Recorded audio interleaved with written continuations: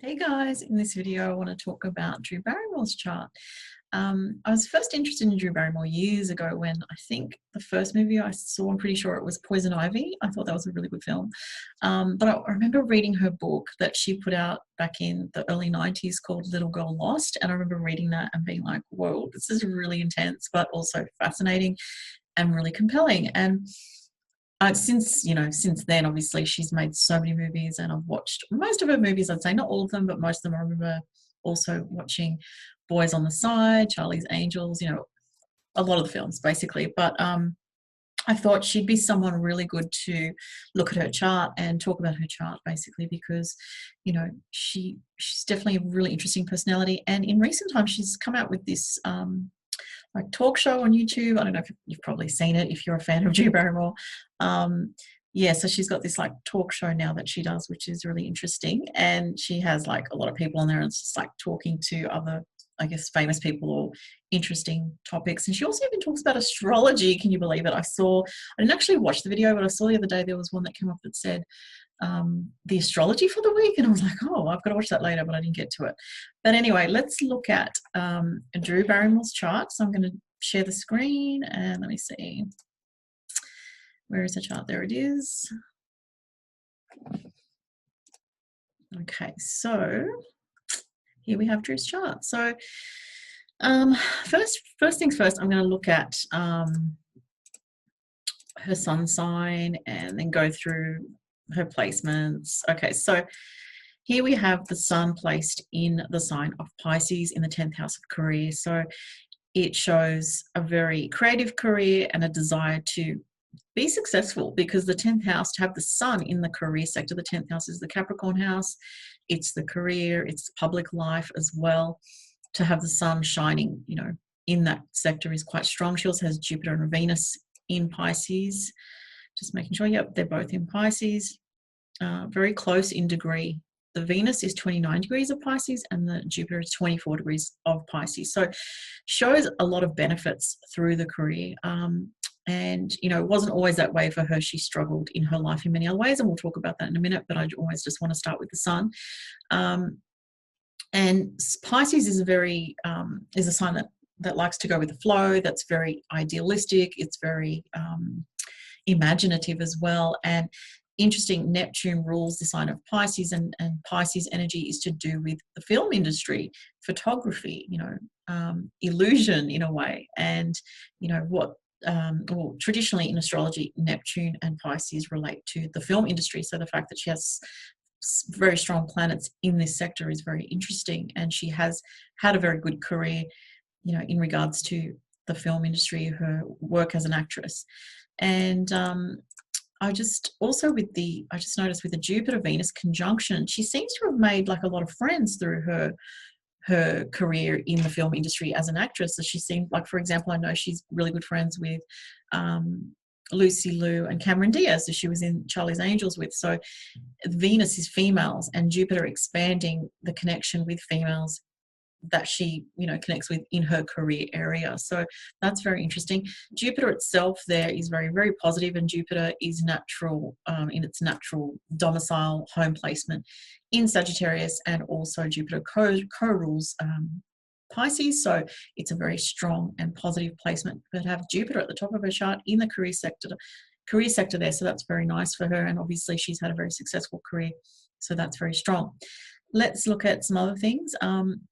Interesting, she has a Gemini ascendant, and Gemini is ruled by Mercury, her Mercury being placed in the 9th house, exalted in the sign of Aquarius. If you don't know, in astrology, exalted meaning the best placement for that planet to be in that sign. So with Mercury ruling her ascendant in Gemini, first of all, the Gemini ascendant, let's just kind of do it in bits and pieces so it makes sense. But Gemini is like a youthful sign. It's like a younger sign. And, she's in her 40s now. She's born in 1975. She's actually a year older than me. So I'm 44, she'd be 45. So for a 45-year-old, she seems quite young and youthful and effervescent, So that's definitely the Gemini quality. You'll notice people that have very strong Gemini rising, sun or moon, kind of have this forever young quality. Kylie Minogue also has strong Gemini in her chart as well, and she also has that element or aspect to her persona where she seems very youthful for her age, and she always has seemed that way. The other interesting thing that I want to mention is with an air ascendant, so whether you have Gemini ascendant, Libra ascendant, or an Aquarius ascendant, it is common for people to have an air rising to struggle to know themselves. And I just found that interesting that her book title was Little Girl Lost. Granted, that was years ago, but she talked about how she felt like a little girl and lost even when she was a teenager, even when she was a bit older. But just even the title is just so appropriate for that Gemini ascendant. It's like trying to find her way, trying to find who she actually is.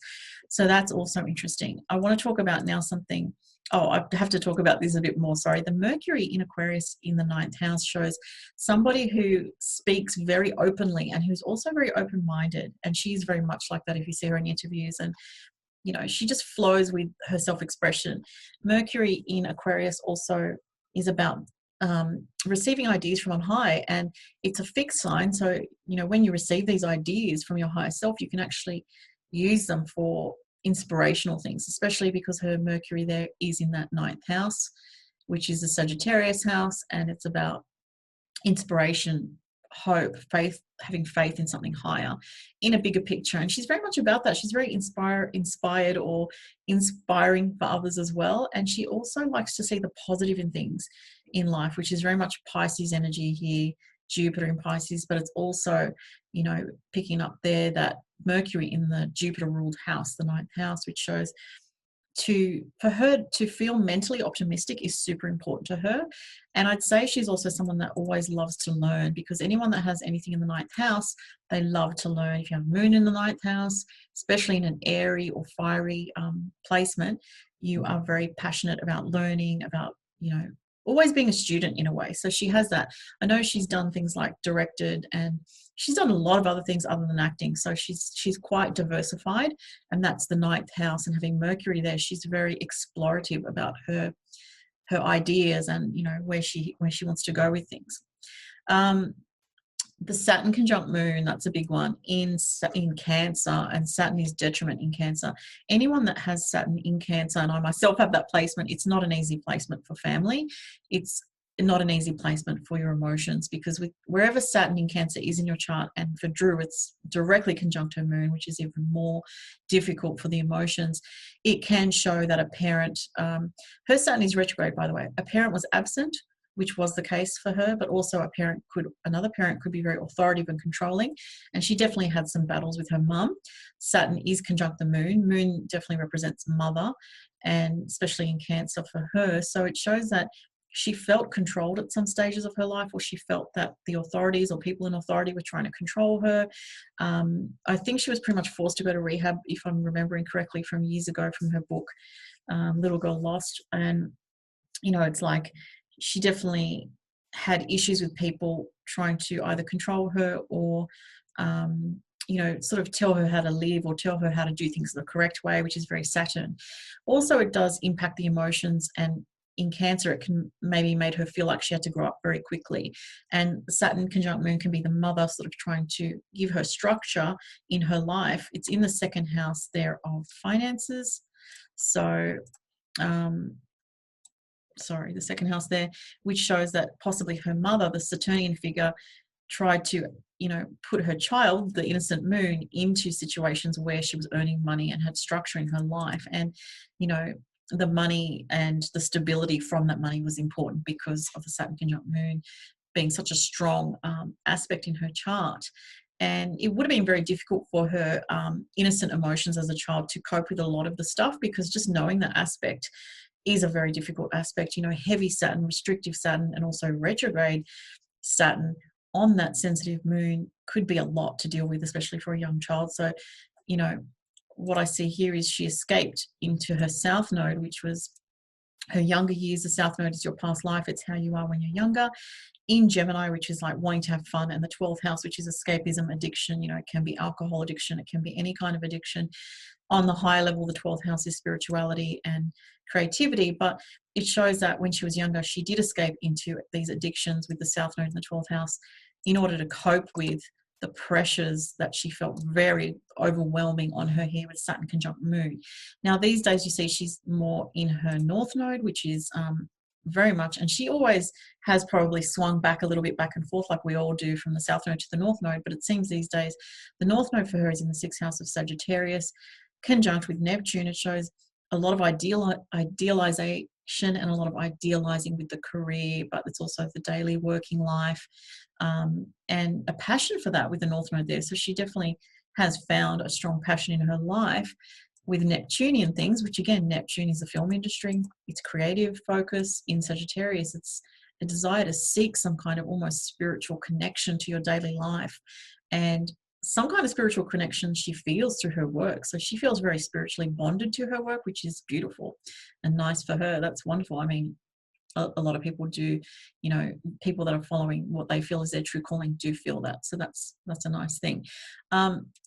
She also has Pluto in the 5th house. So that's very intense there in Libra. So it shows that she would have been very compelled to certain romantic relationships, and she could have been introduced to very plutonic themes through love, and also through her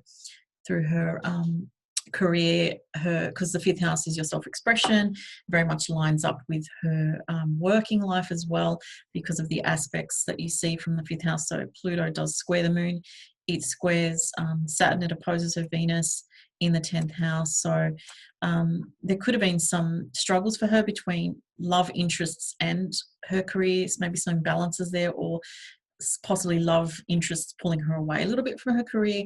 Maybe not trying to, but just the fact that, I mean, maybe they were trying to, I don't know. But with Pluto opposite Venus there, from the 5th house to the career, it shows that her desires for love kind of pulled on her value in some way, or her sense of needing to feel valued in her career. She may have felt like certain lovers' 5th house took her into a darker realm, because it's Pluto, and Pluto, you know, rules the 8th house. It's intimacy sector. It's, you know, Pluto is also about going into the darker aspects of life and, you know, experiencing difficult things in order to learn very, very deep psychological lessons. Uranus here makes a trine aspect to her sun, which is nice. So let's just show that. So Uranus here in the 5th house of creativity shows a trine to the sun in Pisces. Uranus is also exalted at 2 degrees of Scorpio, meaning it's in its best placement. So she gets a lot of creative ideas for her career, for her public life and what she's doing in the world. So that's wonderful. It's like a creative flow of energy to her sun in her career sector. And also it shows a desire to be very independent through the career and pursue things in her career that make her feel very authentic and have a sense of freedom as well. You know, with Uranus and Pluto in the 5th house, she has a strong independent streak as well. And lastly, I'll talk about, before I finish, Mars exalted in Capricorn in the 8th house there. So she has a very strong side to her. She has a very ambitious and stoic side to her, a side that really will dig in and really do a lot of work. And, you know, Mars exalted in Capricorn. She has a few exalted placements, which I find interesting. Well, she's got Mars exalted in Capricorn, Mercury exalted in Aquarius, and the moon in dignity in Cancer. So that's really positive. She also has exalted Uranus in Scorpio, Jupiter in its, you know, one of its rulership signs in Pisces, and also Neptune Sag. So she has a lot of strong energy, really, if you look at all that, which shows, you know, geared for success. And back to the Mars in Capricorn, that energy, let's see what the aspects are with Mars. Anything there? Uranus square Mars, yeah. So Uranus square Mars, a desire for excitement and a very independent, sort of restless inner energy that she has. And sometimes with Uranus square Mars, I also have this aspect in my natal chart. There's a desire to kind of live a little bit on the edge in some way, or have experiences that are unique or different or exciting. A very strong restlessness. It's like you get bored if you're not engaged in things that are like keeping you really kind of on your toes and with lots of change and diversity. So she has that, you know, in the 5th house of, you know, the Leo house, which is also to do with romance, but also self-expression and creativity. She has a very restless part of her there.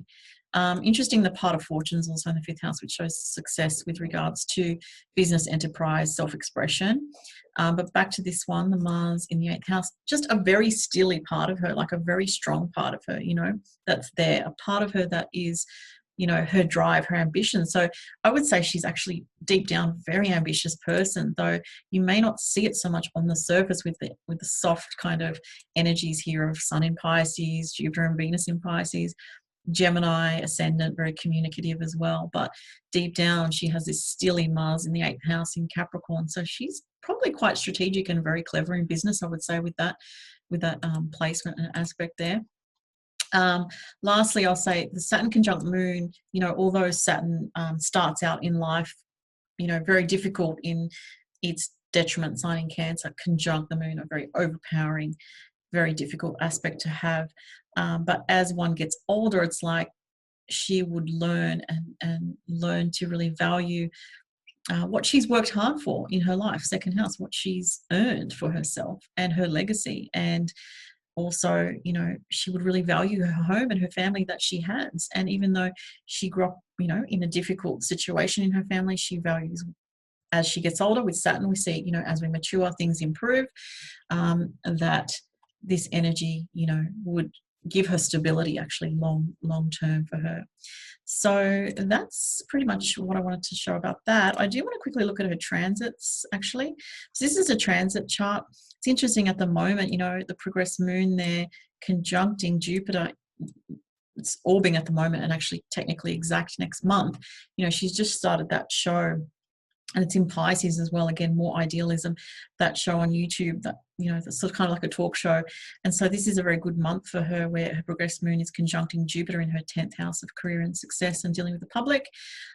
She does have some heavy energy though with the Saturn Pluto Jupiter conjunction transiting through her 8th house, and Pluto and Saturn have been, well, Pluto is going to be approaching when it goes direct a conjunction to her Mars. So she may have some difficulty with a male figure in her life, or someone that, you know, she feels is a controlling person, or there could be someone that, you know, could be a male from her past, or someone that she has money tied up with in investments or in property.